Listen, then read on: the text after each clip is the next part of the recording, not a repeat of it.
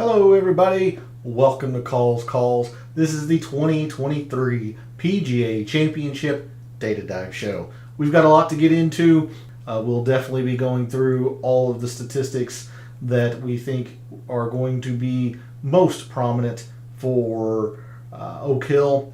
And I have one correction to make. Last night I mentioned that Taylor Gooch was not going to be here due to all of the criteria that was changed. It turns out that it is the U.S. Open that is the case, not the PGA Championship. So Taylor Gooch is here this week. I needed to make that correction. So apologies for any confusion that I may have caused. But other than that, it has been a very, very research-filled day, so I'm anxious to show you what I have. So let's get into it. All statistics provided tonight and every night are from fantasynational.com. It is simply the best tool out there for your money. It's going to make you a much smarter golf gambler and a much better golf DFS player. Go check them out. It's simply well worth your investment. In the description to the video, there are links to all of my social media. This is Twitter and Instagram, where I did end up posting some research earlier today around previous winners of the PGA Championship. So it was quite interesting, to be honest with you, seeing the similarities between courses, players that end up playing well, all of that stuff. So if you have not seen that, give me a follow over at Twitter and you'll see the 9 players who qualify under the criteria that I put forward. I put that over at Twitter and on Instagram. And then Twitter is also where I put my 3 up, 3 down for baseball daily. So that was no different today. Began that back up or resumed that today.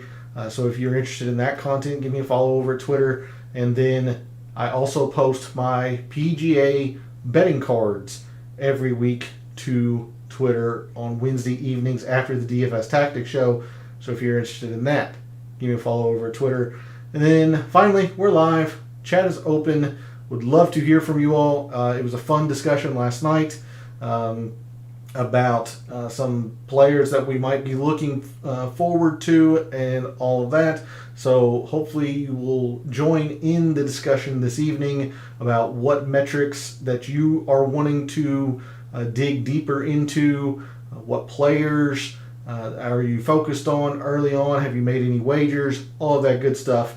So let's dig into the weeds of the data for the 2023 PGA Championship. And we are going to start over at Windfinder. And as you can see, and I mentioned last night, Thursday looks pretty calm. Looks pretty ideal. Little chilly, high of 60, but not a lot of wind, at least in the forecast. However, Friday looks to be pretty chaotic. Gusts up near 40 in the morning, and gusts in the 30s all afternoon. Saturday, much the same. A lot of wind, gusts into the low 20s. So at least 2.5 days out from the PGA Championship, looks like wind is going to be a factor. So wanted to make sure I had that information or brought that information to you all as you continue your research for the week. So with that, we will jump straight to Fantasy National.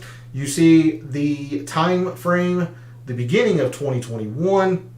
I have the moderate and windy filters selected. Your top performers in those conditions since the beginning of 2021: Justin Thomas, Sung Jae, Jon Rahm, Joaquin Niemann, Jordan Spieth, Rory McIlroy, Tony Finau, Matt Fitzpatrick, Xander, and Max Homa. So make sure you give these players a boost in your considerations, or put a star next to them in your research, as at least early on this week there appears to be some wind and these players are the best in the wind. You see that I have the DraftKings page loaded for this evening. Not going to fight it. The prices have been out long enough. Everybody is pretty well aware, I'm sure, of their prices, of the players' prices. So I will do my best to be as impartial as I can, seeing prices here. But there are your top wind performers since the beginning of 2021. We're definitely going to be looking at a lot of different metrics this evening, kind of piggybacking off of what we saw last night in terms of 2013's prior leaderboard and what I will show you here in a little bit in Microsoft Excel around the PGA Championship in general. But one thing that is never really a doubt, especially being a major, the majority of the rounds are difficult. No real surprise there. So, when a round is difficult, going back to the beginning of 2021, your top performers in the field this week for the PGA Championship: Scotty Scheffler, Rory, Colin Morikawa, Jon Rahm, Jordan Spieth, Matt Fitzpatrick, Xander, Victor Hovland, Sungjae, Cam Smith, and Hideki. So there's your top 10. These players are the best in the field this week when a round is difficult. And finally, I do want to look at some long course metrics. We spent a little bit of time last night debating on whether we wanted to use over 7,400 or the middle length or mid-tier filter, par 70s and all that stuff. The more I thought about it today, the more I just want to look at over 7,400 yards. Now, yes, the course is not, or is technically at 7,394 yards on the official scorecard. But this is being a par 70. It is a long course, so I still think that this is going to apply enough for strokes gained total and things of that nature for what we're wanting to see. Good evening, Darnell. Thanks for jumping in chat. Hopefully all has went well. Didn't see you last night, so hopefully you had a good Mother's Day, spent a good portion of your Sunday with the moms in your life, and are ready for the PGA Championship. Thanks for jumping in chat. So again, we looked at this a little bit last night in that none of these courses in the past 2+ years are actually par 70s, which is a little bit, I don't want to say concerning. It's not ideal by any means, but again, as I mentioned, with this being so close to 7,400 yards as a par 70, this is just a long course by par standards anyway, and it almost fits into the long course filter by itself. Evening P, thanks for jumping in chat. Also didn't see you last night, so hopefully you spent Sunday with the mothers in your life and spent that day well and are ready for the PGA Championship. I hope both you and Darnell had a successful AT&T Byron Nelson, a much better AT&T Byron Nelson than I did, at least DFS wise, because mine was a disaster, and we are ready to move forward with the PGA. So your top performers on long courses: Jon Rahm, Xander, Scotty Scheffler, Corey Connors, the first time we've mentioned him this evening, Rory, Colin Morikawa, Sungjae, Chris Kirk, Jordan Spieth, and Keegan Bradley. Didn't play out well. I wish I hadn't have, considering how bad it was for me. I did have a nice little sweat on Vincent Norman and a win wager at 130 to 1. Unfortunately, didn't come through. Such is the way things go. But we're going to see if we can't find some success this week. So there's your long course best long course performers. And the last thing that we can look at in terms of a filter, Oak Hill is a Don Ross design. Now, last night we only went back to 2021, and the top number of rounds was only 20.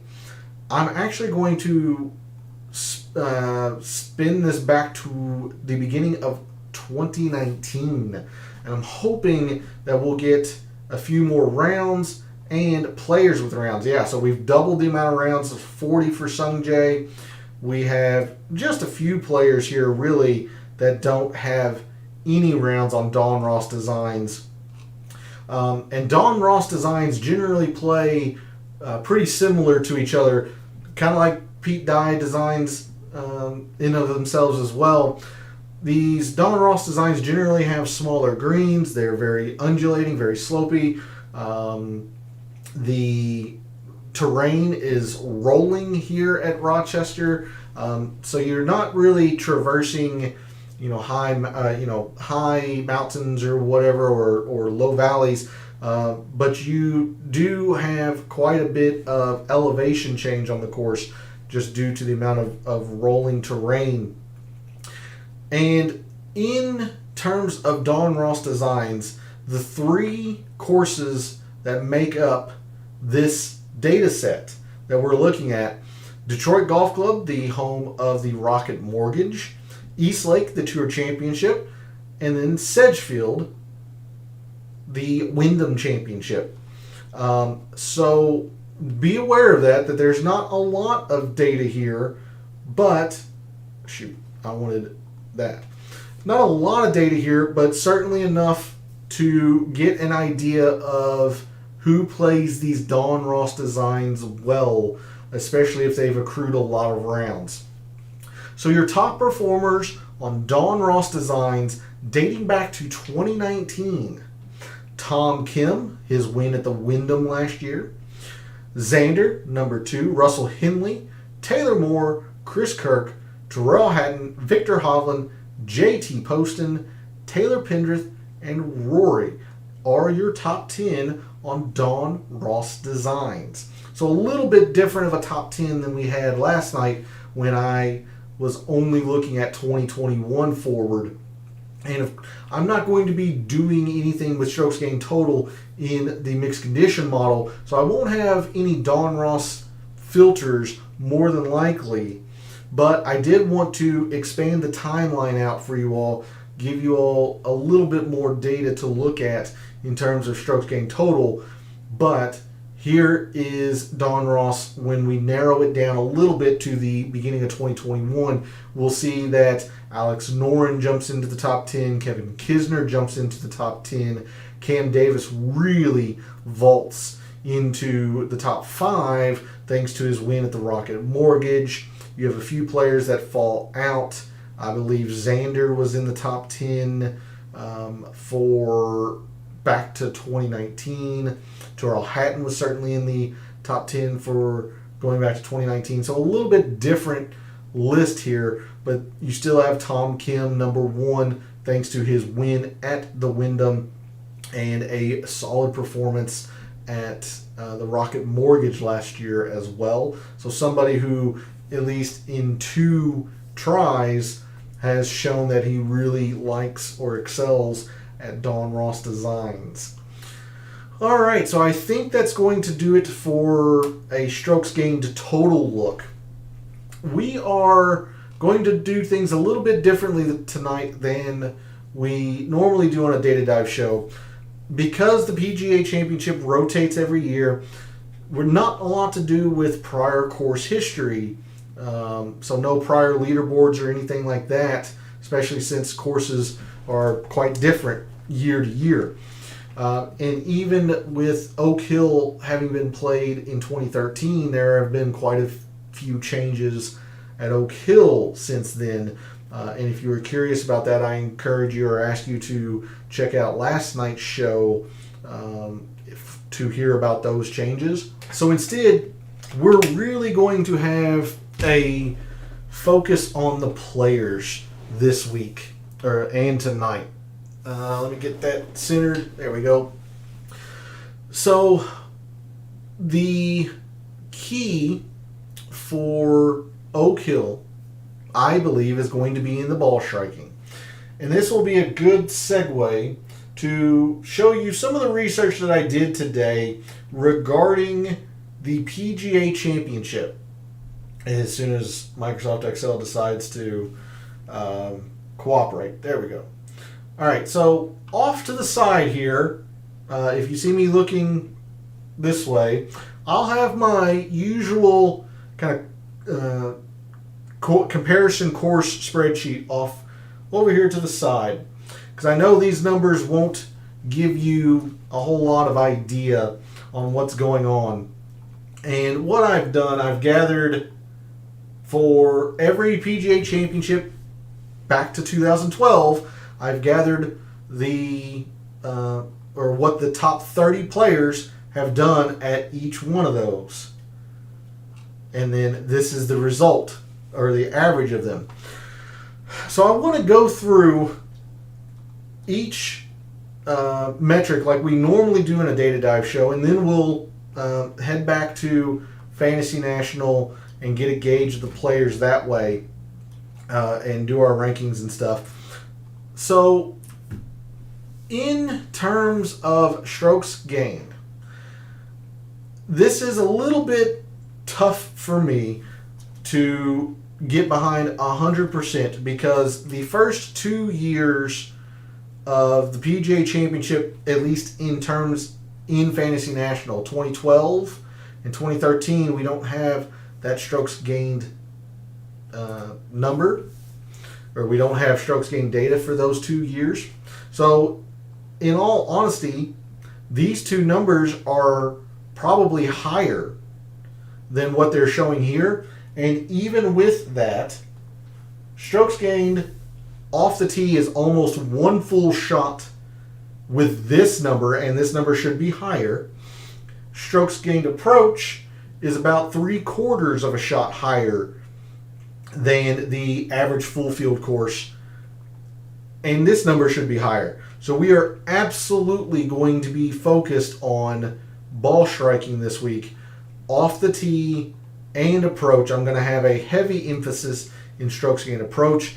It is one of the leading factors of a PGA Championship. You can see last year at Southern Hills, the top 30 averaged a 3.9 in strokes gained approach. Now, yes, Southern Hills is a different course. Obvious statements are obvious, but you look at these numbers from previous PGA Championships, the average full field course on the PGA Tour is 2.5. Okay? That's the average for a full field course. None of the PGA Championships have a figure less than 2.5, except for the two that we don't have data for. So every single course, golf balls love rolling off Don Ross greens. They do. These are slopey, they're undulating, and I imagine these are going to be lightning quick. It is a major after all. So approach is going to be very, very important. Greens and regulation, which we'll talk about here in a little bit, going to be very, very important. But as I was mentioning, no single PGA Championship course has ever had even a full field course average on the PGA Tour level of strokes gained approach. Has all been more important. False fronts, big humps in the middle, yeah, absolutely. I mentioned that last night, in that even though these are small greens, they are divided into sections. Don Ross loves to do that. So it's not going to be just enough to hit the green in regulation, although that's going to be a big part of it. It's going to be imperative you hit the correct portion of the green.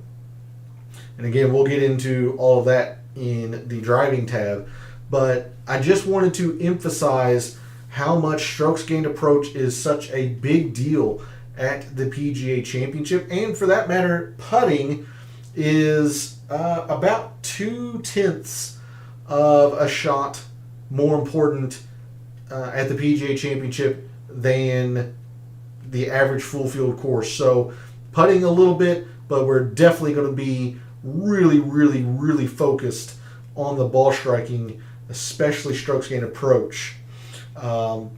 So to save from jumping back and forth between Excel and Fantasy National, we're going to cover the entirety of the summation of PGA championships, and then we'll go through Fantasy National. So there's a look at your strokes gained and a heavy emphasis in the ball striking. We'll move to the driving and approach tab. Surprisingly, for me, distance is actually a fairly big deal. This number is more than double than the average full field course. At 19.5, the closest comparison course would be the Mexico Open. And we know how much driving distance matters at Vedanta. This is driving distance matters for a PGA championship. And the fairways, generally speaking, will matter a little bit, although this number is less than the average full field course. It's really getting hurt by 2020's TPC Harding Park with only a half a shot. You see most of them are hovering, above the 1.2 area. Fairways have gotten a little bit more important over the years, again, with the exception of TPC Harding Park. But fairways was a little bit less than the PGA Tour average. So we're going to be looking at distance. And while good drives gained is high, this greens and regulation number for just PGA championships, like look at Southern Hills last year, 5.5.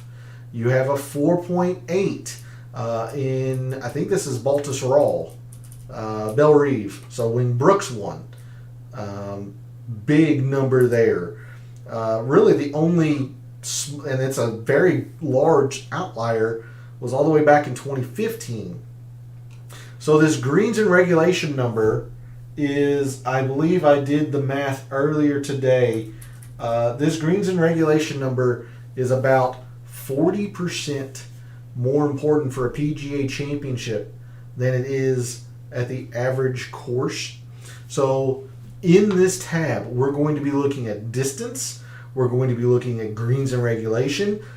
We're also, because of distance, we're going to be looking at off the tee, but it's going to be off the tee, and I'm spitballing numbers here. If I'm putting 10% in off the tee, I'm going to put 5% in distance as opposed to 5% in fairways or good drives. I want to see driving distance. But we'll also look at off the tee. We're going to be looking at greens, and something that we don't get from previous tournaments is scrambling. So we're definitely going to be looking at some scrambling metrics as well in case players are wayward and have to scramble around Oak Hill, because you're going to have to. It's a major. It's going to be tough. So those are the two that you see plus scrambling, we're going to be looking at in that tab or in that page view of Fantasy National. I spent quite a bit of time on this last night, but all of my focus this week will be in bogeys avoided. We saw in the course breakdown on Fantasy National, the Eagles bar is just, it's not there. It's essentially not there. For Oak Hill, you only have 2 par 5s. You do have a drivable par 4, but Eagles are just so very rare, and they're very rare in general at a PGA championship. Pars are great scores, and when pars are great scores, you're going to want to look at bogeys avoided. This bogeys avoided number is about 30% higher than the average tour event, whereas the birdies gained number is slightly above average. So we're going to spend all of our focus on bogeys avoided, more than likely in rounds that are difficult, although we'll look at other filters as well, but we're going to have a lot of focus on bogeys avoided. Par 3s, 4s, and 5s, because each course is so different, there's not going to be really any use to singling out a specific range. If there was one, I would say it's the 450-5, only because the majority of the par fours at Oak Hill fall to that length. But I'm not super confident in it. Instead, it's just going to be pretty darn basic in terms of 3s, 4s, and 5s. We're going to look at strokes gained par 3s, 4s, and 5s in totality. But I want you to see something. Look at this number here, 1.74 for par 3s. Par 5s are 1.68. Now, yes, that would make a lot of sense for Oak Hill. There's only 2 par 5s. But not every single PGA championship has been on a par 70. There have been par 72 PGA championships. Kiowa, Quail Hollow, Whistling Straits. So the fact that par 3s are still outweighing par 5s tells you two different things. That par 3s are going to have a pretty significant importance, and that par 5s don't have a lot of significance at all, especially this week when there's only 2 of them. So I am really, really debating with myself whether I'm going to have any par 5 metrics in my final mixed condition model. I'm really, really thinking about it. But that is the first takeaway that I want to give you from the combination of 3s, 4s, and 5s. The second big takeaway I want to bring to your attention is this astronomically high number in strokes gained par 4, no matter what course, what year for the PGA Championship. This is a huge factor. The average on the PGA Tour is a 4.41. It's a big number. This is 30% higher.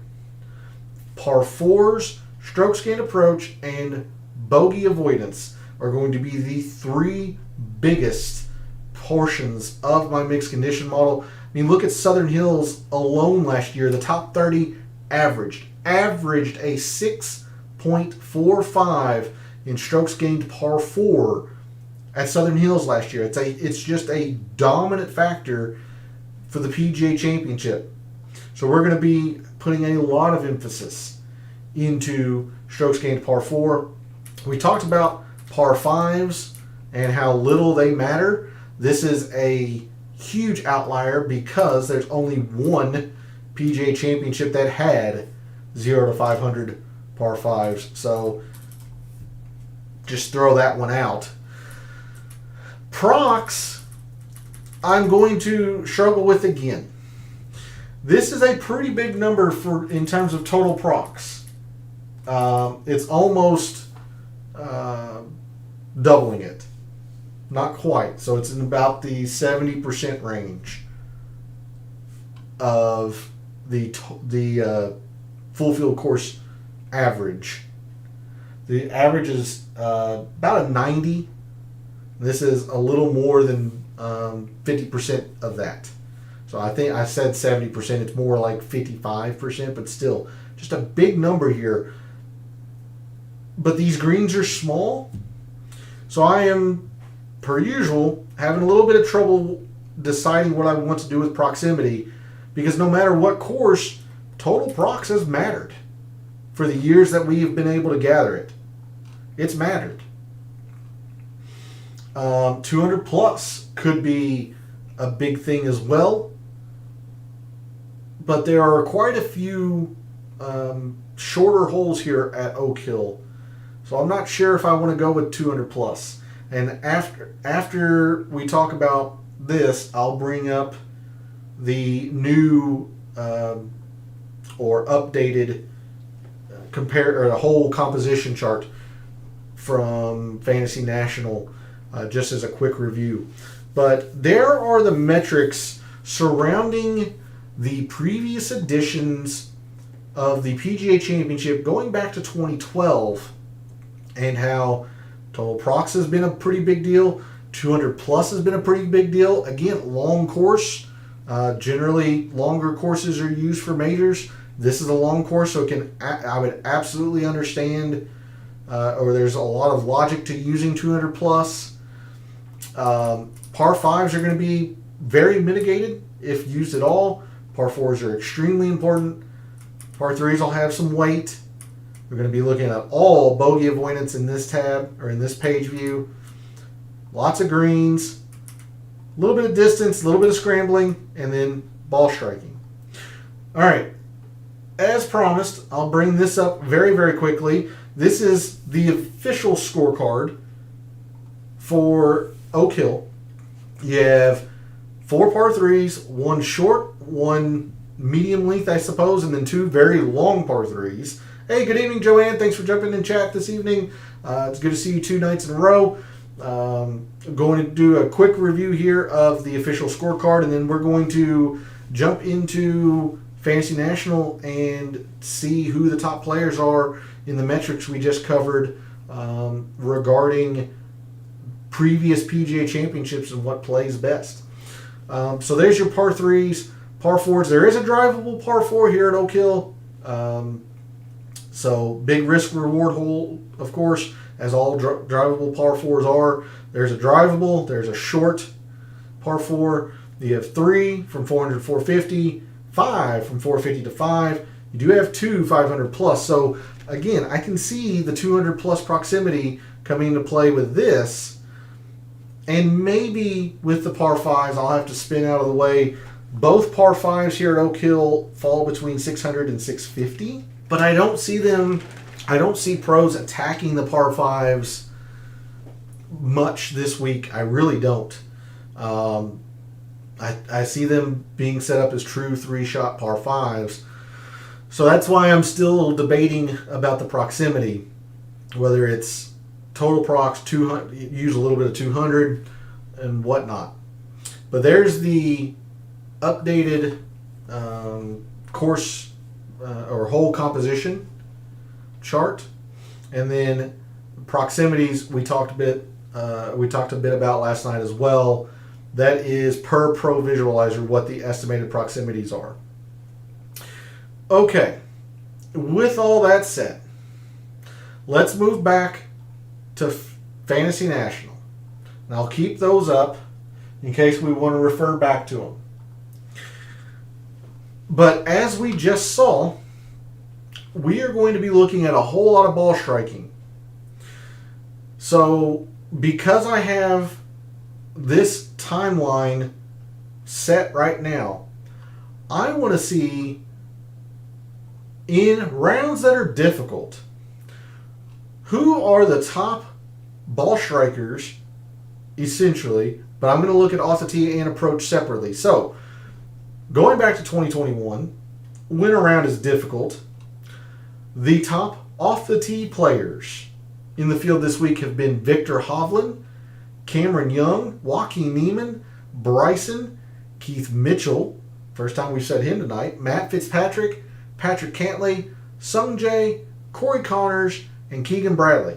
Now, a lot of times I don't use filters on off the tee and approach, but I think it's going to be worthwhile this week because PGA Championship is always set up difficult, and we saw that even though fairways don't necessarily matter a whole lot, I actually think they're going to matter a little bit this week at Oak Hill because these fairways are so narrow.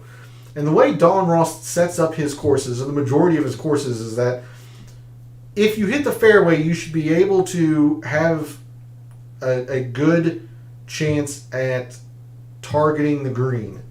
Whereas Pete Dye always likes to play tricks on you where sometimes it's better to be in the right rough to attack this hole angle or whatever. Don Ross really doesn't set up his courses that way. He is more so, if you're in the fairway, you should be able to attack the green. So that's why I think fairways are going to be a bit more of a premium this week than perhaps in previous PGA championships. So I wanted to look at off the tee, especially when it's difficult. Let's take a look at stroke gain approach when a round is difficult. Those players are Colin Morikawa, Scotty Scheffler, Xander, Rory, Max Homa, John Rahm, Victor Hovland, Paul Casey, Corey Connors, Emiliano Grillo, and Tom Hoagie. So there's your top, essentially ball strikers separated off the tee and approach for when rounds are difficult. I think it's also going to be advantageous to see Don Ross designs. So on Don Ross designs, your top off the tee players: Keith Mitchell, Taylor Moore, Patrick Cantley, Bryson, Cameron Young, Sungjae, Anirban Lahiri, Russell Henley, Maverick McNeely, and Taylor Pendrith. And if we look at strokes gained approach on Don Ross designs, Victor Hovland, there's Tom Kim, Russell Henley, Taylor Pendrith, Cam Davis, Sungjae, Patrick Cantley, Taylor Moore, Tyrrell Hatton, and Xander. And you can see just the heavy correlation between strokes gained approach on Don Ross designs and your top 10 performers by total performance on Don Ross designs. It's just it's a big part of Don Ross designs. All right. Now, the last thing we can look at in terms of strokes gained this evening would be in putting. So let's take a look at bent greens. I'm just going to look at bent greens. I don't think there is I don't think it would be an error to look at fast and lightning. This is the PGA Championship. I imagine these greens are going to be fast, but I'm just going to look at bent greens in general. So your top bent performers or bent putters since 2021: Patrick Cantley, Christian Bezadenhout, Alex Noren, Brendan Todd, Bo Hostler, Maverick McNeely, Rory, Mackenzie Hughes, John Rahm, and Sam Burns. So there's a look at the strokes gained page view. Let's move to fairways and greens. And I'm going to look at, again, when rounds are difficult. It's the PGA Championship. I want to see driving distance when a round is difficult. Your top players in that regard or in that circumstance: Rory, Bryson, Cameron Young, Wyndham Clark, John Rahm, Joaquin Niemann, Gary Woodland, Trey Mullinax, Taylor Pendrith, Scotty Scheffler, Minwoo Lee, and Keith Mitchell. Your top greens and regulation gained players when a round is difficult: John Rahm, Morikawa, Connors, Xander, Alex Smalley, Shane Lowry, Patrick Cantley, Rory, Scotty Scheffler, and Paul Casey. So it's always interesting to look at greens because, I mean, it's just going to be a big factor. And, of course, Alex Smalley, that's kind of his big draw, if you will, is that he just hits a lot of greens. So always be cognizant of Alex Smalley. But I always like to look at distance and fairways, and you see, for the most part, your fairway finders lack distance, and your distance players don't necessarily find the most fairways. But look at your major champions as of late, like John Rahm. He's actually pretty high in fairways gained when it's difficult as well with the distance. Scotty Scheffler finding plenty of fairways with the distance. Xander, now he has one, but he's always competing in major championships. Plenty of fairways with the distance. Only because I just saw him on the corner of my eye. Look at Davis Riley. He's almost top 30 in both. So that's a very big combination there. Very good combination to have there. The only other thing that I might want to look at, and I definitely want to look at it, is scrambling when it's difficult. So your top scramblers when a round is difficult.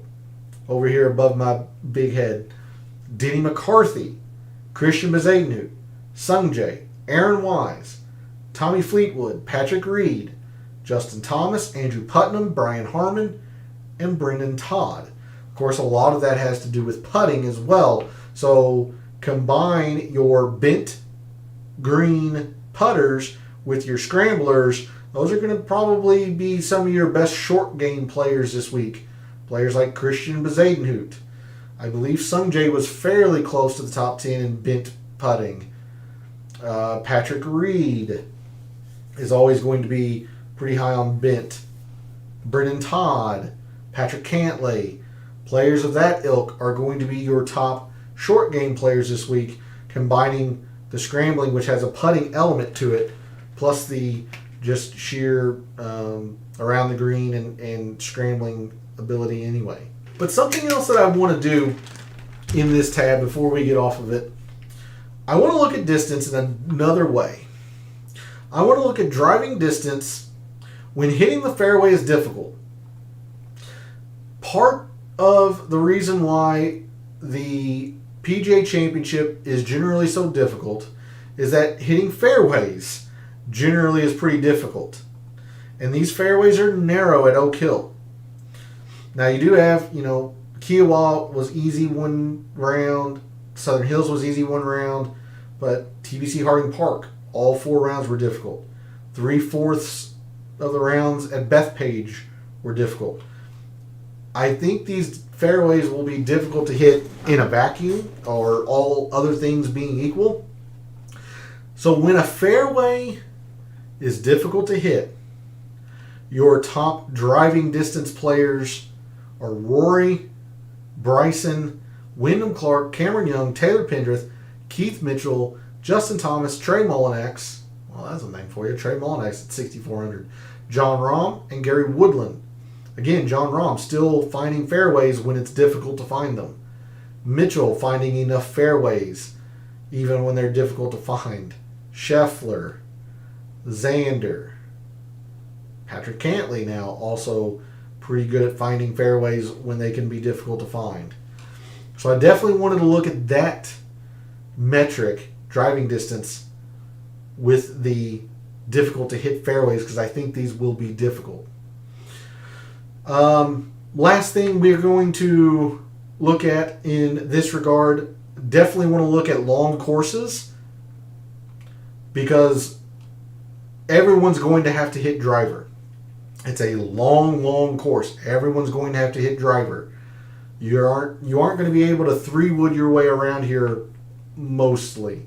Maybe a hole or two. But when a course is long, your top driving distance players, Rory, Bryson, Cameron Young, Wyndham Clark, Gary Woodland, Trey Mullinax, Nikolai Højgaard, first time we've said him tonight, I believe, John Rahm, Joaquin Niemann, and Adam Scott. So absolutely wanted to take a look at this as well. Not sure which filter I'm going to use for the driving distance this week, if I use a filter, but I wanted to get a feel for a lot of different ways to look at it. And it was about the same, maybe 5 or 6 that kept repeatedly being in the top 10 on driving distance. You had Rahm and Rory, not Victor, Wyndham Clark, Trey Mullinax was up there a couple of times. So trying to get a feel for the players that are consistently in these driving distance metrics, these greens and regulation metrics across multiple filters, whether the round is difficult, whether the fairway is difficult, long courses, all of that stuff. So I wanted to get a feel for that. All right, let's move to scoring. And this one's going to be pretty darn easy. When a round is difficult, your top bogey avoiders since 2021 have been Sungjae, Colin Morikawa, Scotty Scheffler, Shane Lowry, Rory, Matt Fitzpatrick, Patrick Cantlay, Xander, Tommy Fleetwood, and Hideki. So 95% sure this is the exact metric and filter combination that I'm going to be using for my mixed condition model. It's just my preferred to match a scoring metric and a scoring filter. But there's always different ways you can look at this. So let's look at bogeys avoided on long courses. So when a course is long, your top bogey avoiders: Matt Fitzpatrick, Harris English, Brendan Todd, Shane Lowry, Sung Jae, Rory, Jordan Spieth, Gary Woodland, Tommy Fleetwood, Corey Connors, and Thomas Detry are your new top bogey avoiders. And we can look at bogey avoidance on Don Ross courses. So your top bogey avoiders on Don Ross designs: Seamus Power, Chris Kirk, Tom Kim, Christian Bezadenhout, Russell Henley, Taylor Pendrith, Alex Noren, Jason Day, Cam Davis, and Adam Hadwin.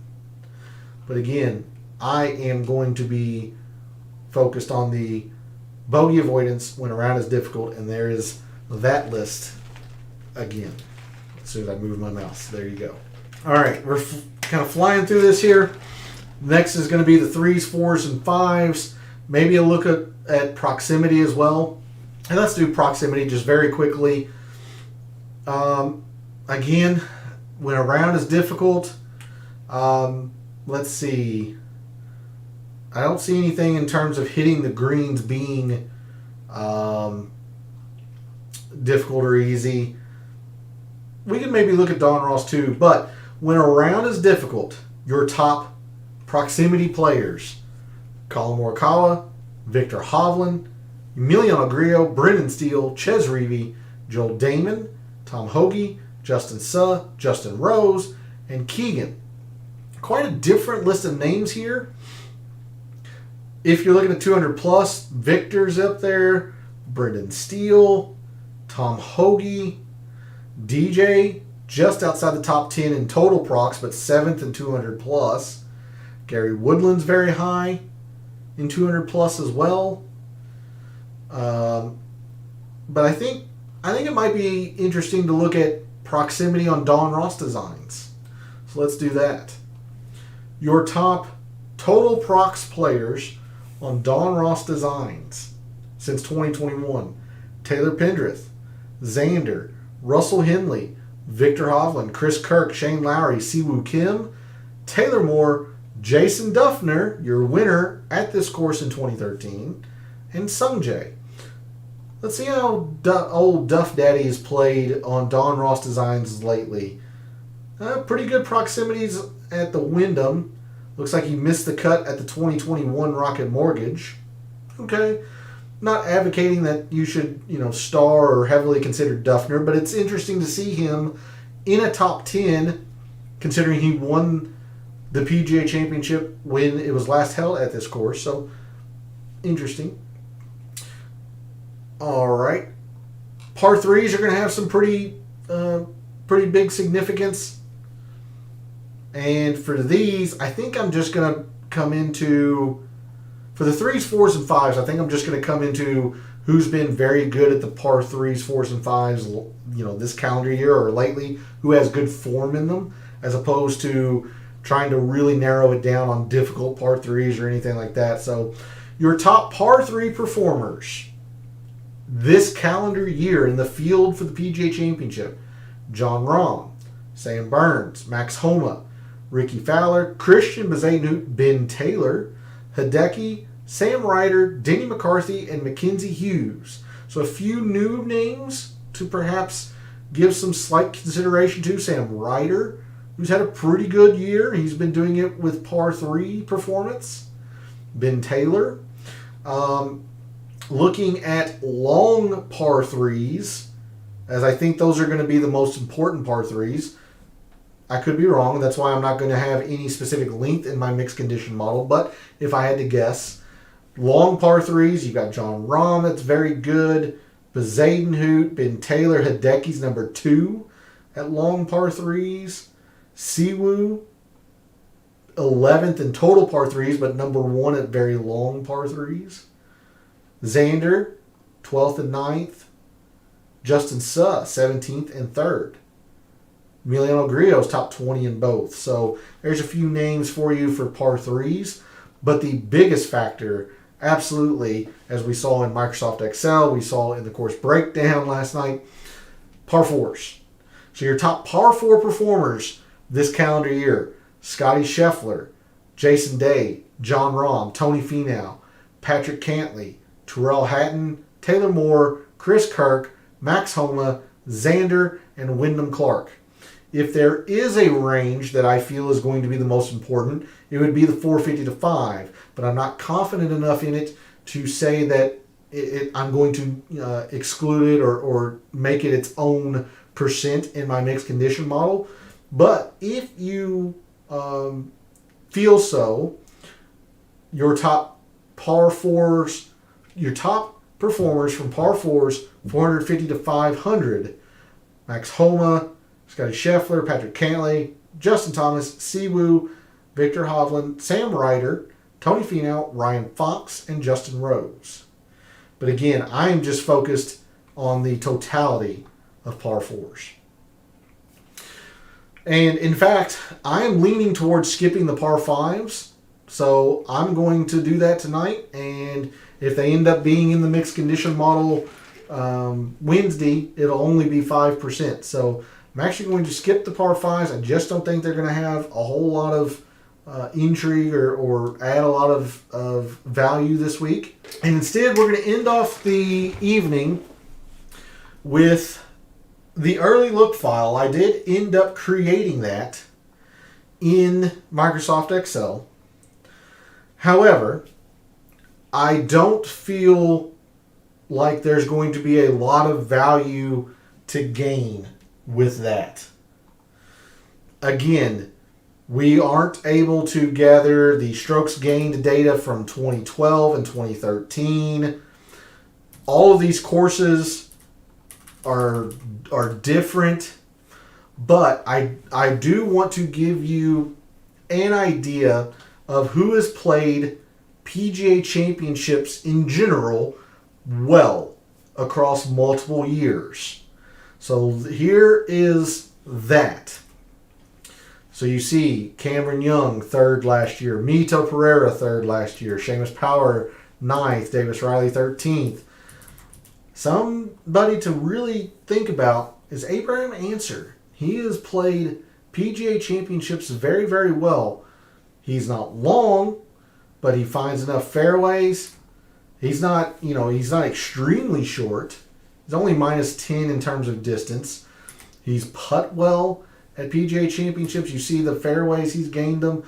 I'm actually pretty intrigued by Abraham Answer, especially since he's the kind of player that would thrive at these, or he is the kind of player that thrives at these difficult courses. He is a bogey avoider. He's a grinder. That is what sets him apart. So I really like the idea of Abraham Answer. He's the first player that has played multiple PGA Championships with a lot of elite success. Of course, Big Game Brooks, Morikawa, his win at TPC Harding Park, Justin Rose, even though he's not a PGA champion since 2012, he's played them very well. Jason Day, Sam Burns, it's only 2 times, but he's played them well. Hideki, Rory, and so on. Again, I'm not going to go through all of this, but I am going to leave the show off for you all in this regard. That way you can see, since 2012, who has played PGA Championships in general well, how many times they've played, their average finish, and the amount of missed cuts. If Jason Day won last week, that means Ricky wins this week. Hey, Ricky has played PGA Championships pretty darn well. He has been very, very good this year. He really has been in very good form this year. I wouldn't sleep on Ricky. I am not picking him to win the PGA Championship this week. But I really don't hate having a lot of Ricky Fowler in my DFS lineups. Considering, especially in PGA Championships, most recently that I can at least think of off the top of my head, I can't remember if he was even in last year at Southern Hills, but at Kiowa, top 15ing. He's a bogey avoider. He's played well at PGA Championships. And he's always got the short game to go with it. So I don't hate that. 76, so mid sevens. I think that's fair. We'll see what the ownerships look like come Wednesday evening.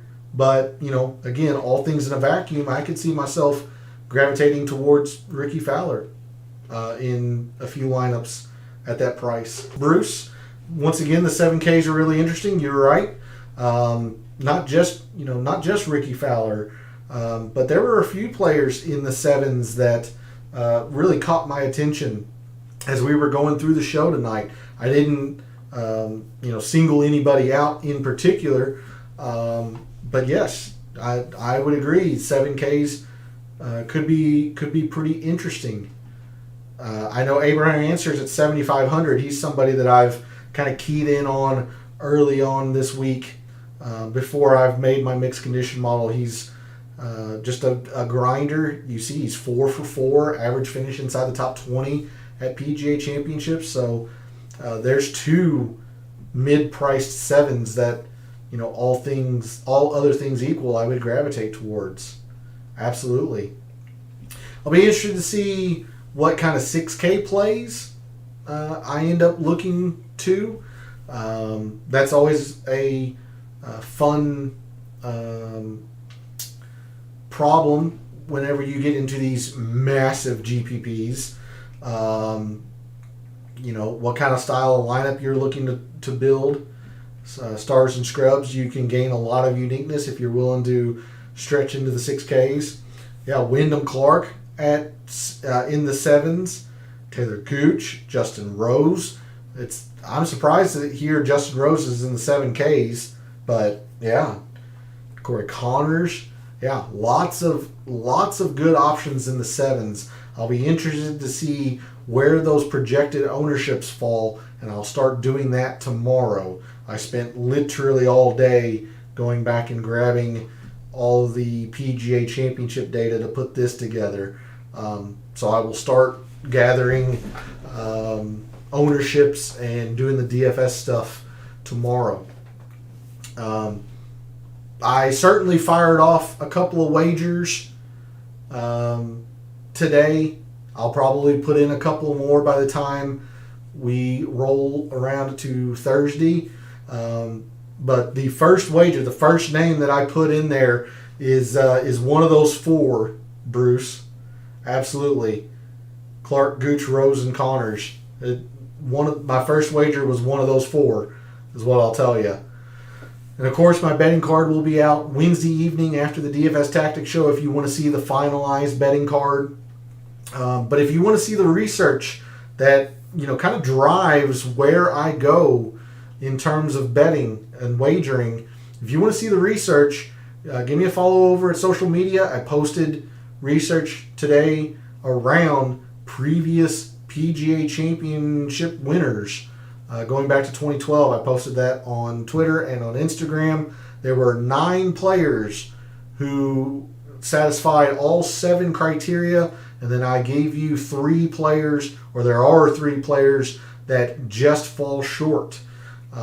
So an interesting list of names there for you. Slight spoiler, it's mostly favorites because that's generally what wins the PGA Championship, although there are a couple of higher priced names in that list as well. But very good stuff tonight. I know it was quite a bit different than the usual Data Dive show here at Calls with no prior leaderboards to really hammer out. Had to kind of ad-lib it, if you will. But still a very fun show. Hopefully you all were able to glean something that you're going to be able to use this week and use successfully. I always love hearing success from the community, however little or however much you gain from my shows. If it's a part, if I've helped in any small way, then I consider it a successful week. If my viewers are successful, that's what I'm trying to do, is to provide insight into the statistics. So Darnell and P, Joanne, Bruce, thanks for jumping in chat. Really appreciate it. Thanks for supporting the channel. You all are always jumping into chat whenever you all are able to catch the show. And thanks to everyone else out there who tunes in, watches, listens, supports the channel by liking the videos, commenting, subscribing.